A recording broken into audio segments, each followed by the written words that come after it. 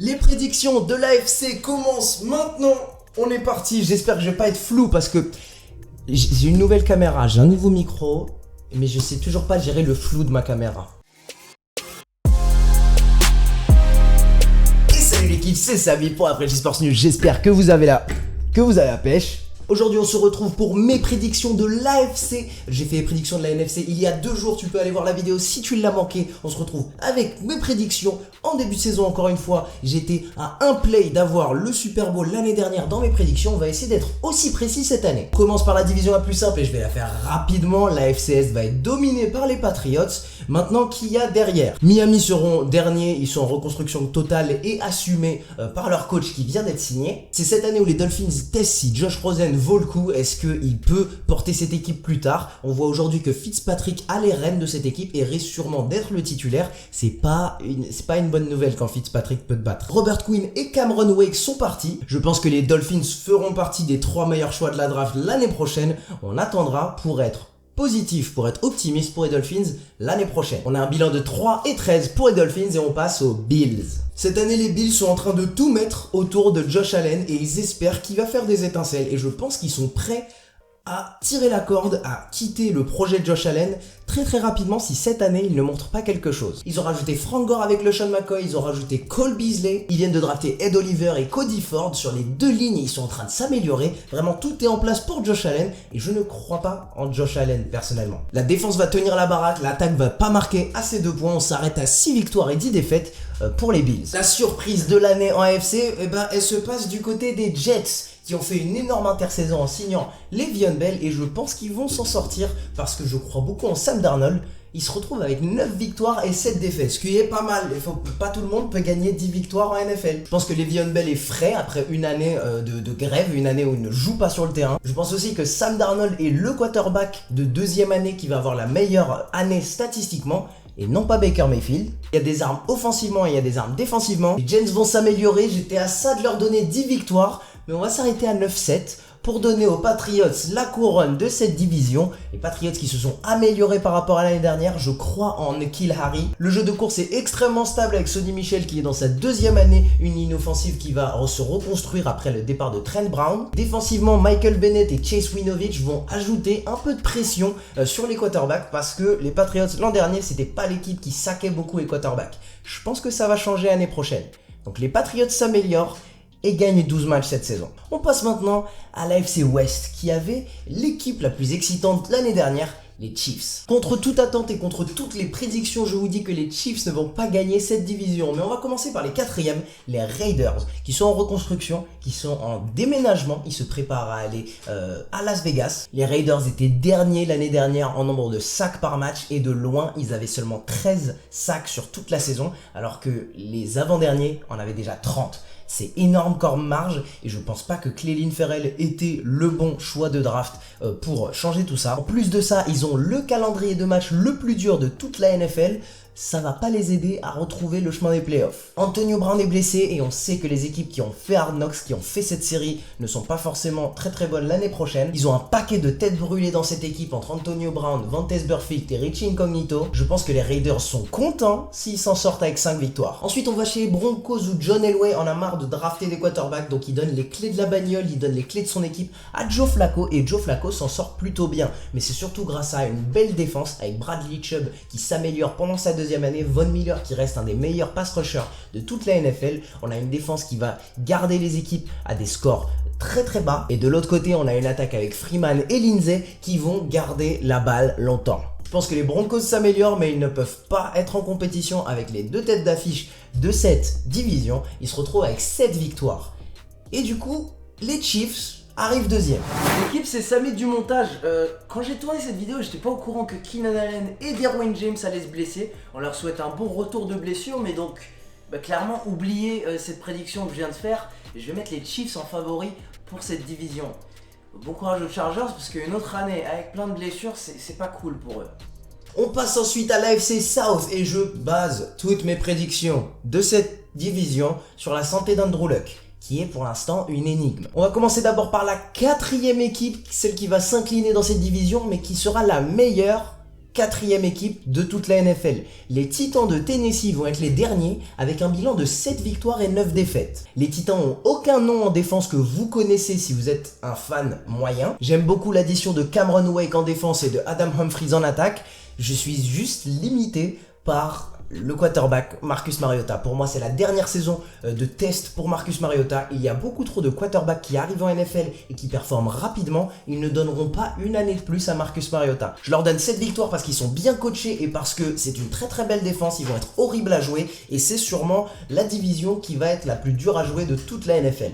On passe au 3e. J'ai beaucoup de mal à évaluer cette équipe parce que c'est un nouveau quarterback qui arrive dans cette équipe. Nick Foles rejoint les Jaguars et on ne sait pas quels Jaguars on va avoir. Est-ce qu'on va avoir les Jaguars d'il y a 2 ans où ils jouaient très inspirés et on rajoute un très bon quarterback à ça? Ou on a les Jaguars de l'an dernier qui étaient blessés, qui étaient limités, qui ne scoraient pas beaucoup. Je crois toujours en Leonard Fournette. Je pense que ça peut être un des meilleurs running backs de la ligue et je pense que la ligue l'a un peu oublié l'année dernière. Je pense que la perte de Malik Jackson va leur coûter pas mal, mais l'arrivée de Josh Allen et Jawan Taylor sur la ligne défensive et offensive va encore améliorer cette équipe qui clairement ont créé leur force sur ces deux lignes. Je les mets à 8 victoires et 8 défaites seulement parce que je suis clairement incertain de cette équipe et les équipes qui sont devant eux n'ont gagné pas beaucoup plus de matchs. Vous allez voir. Pour l'instant, en ayant Andrew Luck sur le terrain, je mets les Colts en premier et les Texans en deuxième. Les Texans n'auront gagné qu'un seul match de plus que les Jaguars et se retrouvent avec 9 victoires et 7 défaites. Ils sont limités encore une fois par cette ligne offensive. Pendant la draft, ils se sont fait devancer par les Eagles qui ont drafté Andrew Dillard juste avant eux. On n'est pas sûr que Jadeveon Clowney joue ou pas ou se fasse échanger dans une autre équipe. JJ Watt a été excellent l'année dernière. Il a encore une année de plus au compteur dans ses jambes. Est-ce qu'il va pouvoir garder ce niveau de jeu? Surtout si Clowney n'est pas de l'autre côté. Je pense que défensivement, ils vont être plutôt bons. Offensivement, ils vont être limités par cette ligne offensive. Ils ont le meilleur receveur de toute la NFL selon moi, DeAndre Hopkins. Mais sans ligne offensive, ça s'arrête à 9 victoires. Et j'en donne seulement une de plus aux Colts qui sont extrêmement intéressants. L'équipe, encore une fois, la NFL avance un peu trop vite pour moi. Je vais clairement devoir mettre les Colts derniers de cette division après la retraite d'Andrew Luck. Je pense pas que c'est une surréaction. Je pense que clairement c'est un coup qui est beaucoup trop dur émotionnel à prendre pour les Colts. Donc je vais les voir derniers de cette division et je vais mettre les Texans en playoff. Voilà, j'espère qu'il ne va pas avoir encore des blessures ou quelqu'un qui arrête sa carrière avant mes prédictions NFL. Là, ça va être beaucoup trop dur. Je vous laisse avec la vidéo. Et on finit cette vidéo avec la division qui est déjà donnée aux Browns, l'AFC Nord. On commence par les Bengals qui restent les Bengals. Ils sont moyens, il n'y a pas beaucoup de talent. L'attaque va tourner autour de Joe Mixon. AJ Green est blessé. Les Bengals vont être parmi les équipes qui vont être dans le top 5 de la draft l'année prochaine. Je leur donne 3 victoires et 13 défaites. On passe maintenant aux Ravens qui passent de équipe dans playoff à équipe 3e de leur division. Lamar Jackson va continuer à courir, les Ravens lui ont apporté tout ce qu'il faut pour devenir un meilleur passeur. Avec Mark Ingram qui va beaucoup plus porter le ballon, il va y avoir à chaque fois 8 joueurs dans la boîte. Quand je dis dans la boîte, c'est proche de la ligne défensive. Les Ravens ont drafté 2 receveurs ultra rapides, Marquise Brown et Miles Boykin. C'est 2 opportunités de lancer des ballons pour Lamar Jackson.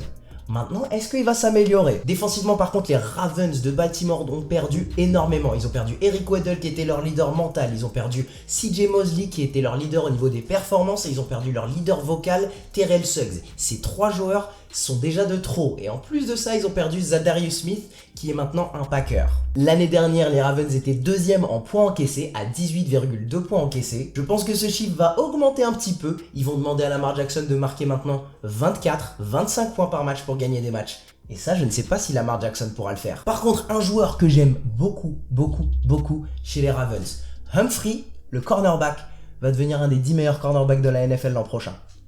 J'ai juste dit ça. Et en 2e en AFC Nord, je n'achèterai pas la hype autour des Browns et les Browns finissent avec 9 victoires et 7 défaites. Un coach qui est dans sa première année en NFL. Énormément de talent et énormément de talents jeunes qui n'ont jamais rien accompli en NFL. Et beaucoup de joueurs qui parlent beaucoup dès que quelque chose va mal. Je pense que la défense des Browns, c'est la raison pour laquelle les Browns devraient être optimistes. C'est pas l'attaque. Avec une des meilleures lignes défensives de la NFL, j'ai l'impression que je le dis souvent. Comptez le nombre de fois où je l'ai dit ce truc. L'attaque fera sûrement partie des top 5 en points marqués. Et la défense de l'autre côté seront sûrement top 10 en sacs infligés. Néanmoins, c'est la deuxième année de Baker Mayfield. Je doute pas de lui, c'est un très bon quarterback. Pour moi, c'est Russell Wilson avec un peu moins d'athlétisme. Mais du coup, c'est une équipe jeune et qui pourrait un petit peu se casser la figure en début de saison. Et du coup être frustré match après match et perdre quelques matchs qu'ils devraient gagner. On a un premier match face aux Titans qui ont une défense extrêmement dure, vous avez vu à quel point j'aime beaucoup les Titans, ça pourrait être une défaite. Deuxième match face aux Jets, je crois que c'est un match prime time contre Sam Darnold, les Jets qui arrivent pourraient faire la surprise. Et un troisième match face aux Rams qui reste l'équipe qui est allée au Super Bowl l'année dernière. Donc on se retrouve avec les Browns qui, disons, pourraient gagner un match et en perdre deux sur le début de saison. Et s'ils en perdent 3 en début de saison, ça va beaucoup parler au niveau de Cleveland. Et sur le reste du calendrier, je vois les Patriots, les Seahawks, dans 2 matchs face aux Steelers bien sûr. Et dès que les défaites vont s'accumuler, peut-être que ça va devenir délicat dans ce vestiaire. Beaucoup de talent, mais rien n'a été prouvé, je donne 9 victoires aux Browns et pas plus. Et une équipe qui peut vous surprendre l'an prochain, si vous n'avez pas gardé un œil sur les Steelers, je pense qu'ils vont gagner cette division avec 11 victoires et 5 défaites. Avec le départ de Brown et de Bell, Ben Roethlisberger a beaucoup à prouver. Juju Smith-Schuster doit prouver que c'est un receveur numéro 1 et je pense qu'il est au niveau de ce challenge. J'adore leur attaque autour de James Conner, Vance McDonald, James Washington, Dante Moncrief et Ryan Switzer. En plus de ça, Big Ben a beaucoup de cibles, il pourra distribuer le ballon cette année et je pense qu'il sera un des candidats au titre de MVP. Mais ça, c'est dans ma prochaine vidéo. Les Steelers, encore une fois, ont le meilleur quarterback, le meilleur coach et la meilleure défense de cette division. Et la meilleure ligne offensive, je rajoute ça aussi. Je pense qu'ils gagnent la division Nord avec 11-5. Dites-moi ce que vous pensez de mon tableau des playoffs. Est-ce que vous sortiriez une équipe? Est-ce que vous rajouteriez une équipe? Dites-moi dans les commentaires tout ce que vous avez pensé. N'oubliez pas de partager cette vidéo à vos potes qui aiment la NFL. Et pour tout le reste, on se retrouve dans ma prochaine vidéo où je vous donne mes prédictions des playoffs AFC et NFC, les awards, les MVP, les rookies de l'année, tout ça. Et pour tout le reste, on se retrouve la semaine prochaine pour plus de NFL, plus de NBA. Et ce sera tout pour moi. Allez, ciao!